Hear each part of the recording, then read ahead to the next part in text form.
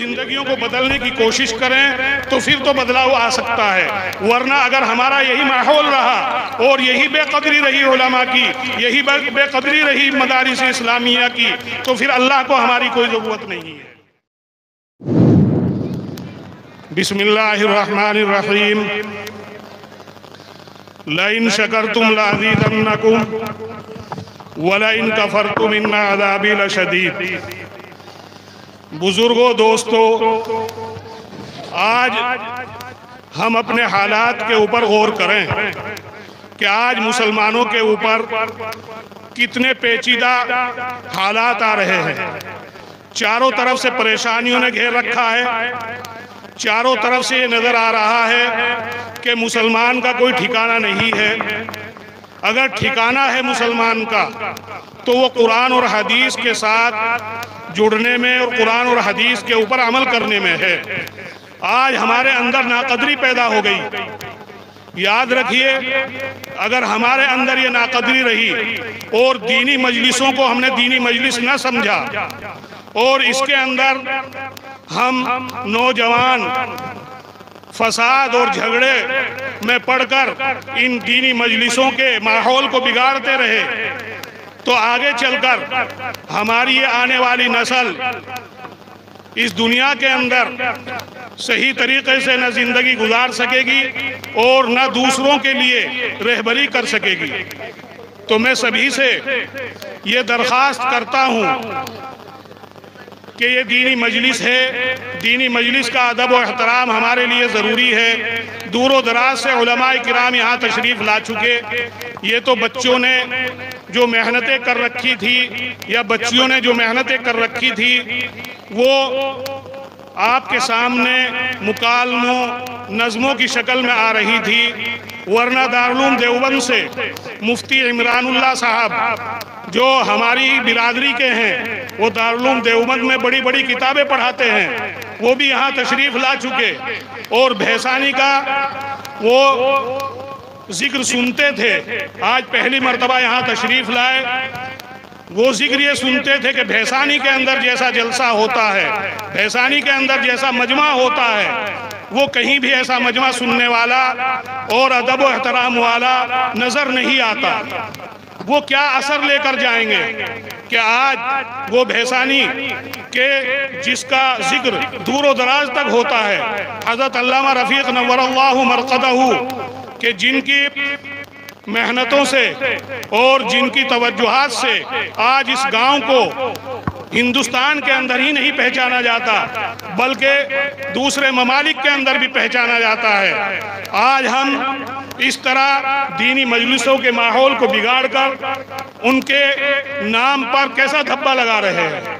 तो इसलिए मैं सभी से दरख्वास्त करूंगा, खासकर इस गेट के ऊपर जो नौजवान खड़े हुए हैं, जो हमारे असातिज़ा हैं, इस गेट के ऊपर जो नौजवान खड़े हों वहाँ उनको खड़े ना होने दें, क्योंकि माहौल जो बिगड़ता है वो नौजवानों से बिगड़ता है।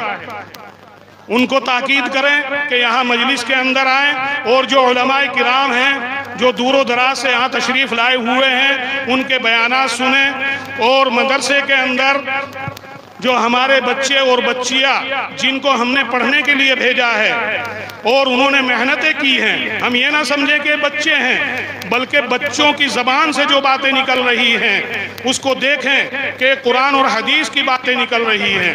कुरान और हदीस की बातें ये हमको सुना रहे हैं, उससे हम सुनकर एक सबक हासिल करें, अपनी ज़िंदगियों को बदलने की कोशिश करें, तो फिर तो बदलाव आ सकता है। वरना अगर हमारा यही माहौल रहा और यही बेकदरी रही उलमा की, यही बेकदरी रही मदारिस इस्लामिया की, तो फिर अल्लाह को हमारी कोई ज़रूरत नहीं है।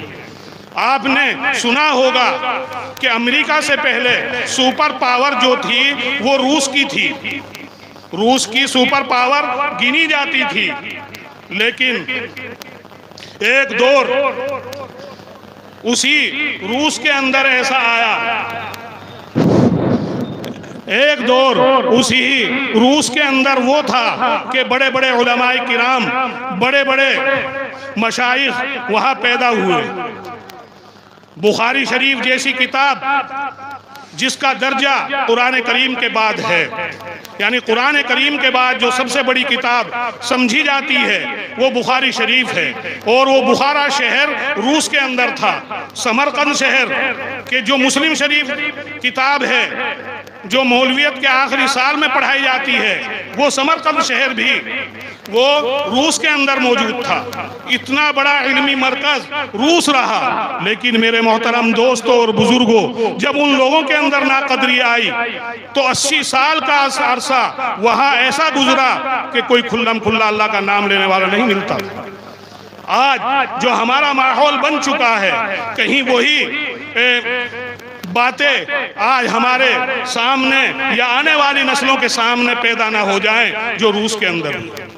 और वहाँ इतना बड़ा इनकलाब के बड़े बड़े उलमा पैदा हुए, क्यों आया? उसकी वजह क्या थी कि जो उस वक्त के इस्लाम दुश्मनाने ताकत थी या इस्लाम के दुश्मन थे, उन्होंने एक मशवरा किया, एक मीटिंग की कि किस तरीके से हम इस्लाम के ऊपर और अहले इस्लाम के ऊपर काबू पा सकते हैं। तो मीटिंग के अंदर उन्होंने ये तय पाया कि ऐसा किया जाए कि जो मुसलमानों आवाम हैं उनके जहनों को ऐसा बदला जाए कि ये अपने उलमा से, अपने मदारिस से, अपने बुजुर्गों से कट जाए। यानी उनमें बैठ बैठ कर वो लोग के जो दीन के दुश्मन थे वो उलमा की मदारिस की बुराइयां किया करते थे। तो फिर ऐसा ही हुआ कि जब वो उनमें बैठकर बुराइयां किया करते थे तो वो लोग अपने उलमा से, मदारिस से कट गए। तो आज अगर देखा जाए, आज वही माहौल हमारे अंदर पाया जा रहा है कि आज जिस इमाम के पीछे हम नमाज पढ़ रहे हैं, जब तक नमाज पढ़ रहे हैं हमारा इमाम है, और जब मस्जिद से बाहर निकले उसी इमाम के पीछे हमने नमाज पढ़ी और उसकी बुराइयां कर रहे हैं। तो ये माहौल जो बन रहा है आज हमारे दरमियान, ये कहीं इस बात की तरफ हमको न ले जाए कि जो दीन की नेमत या कुरान की नेमत मदारिस की शक्ल में हमको मिल रही है, ये कहीं अल्लाह अल्लाह इस नेमत को कहीं और दूसरी जगह न ले जाए।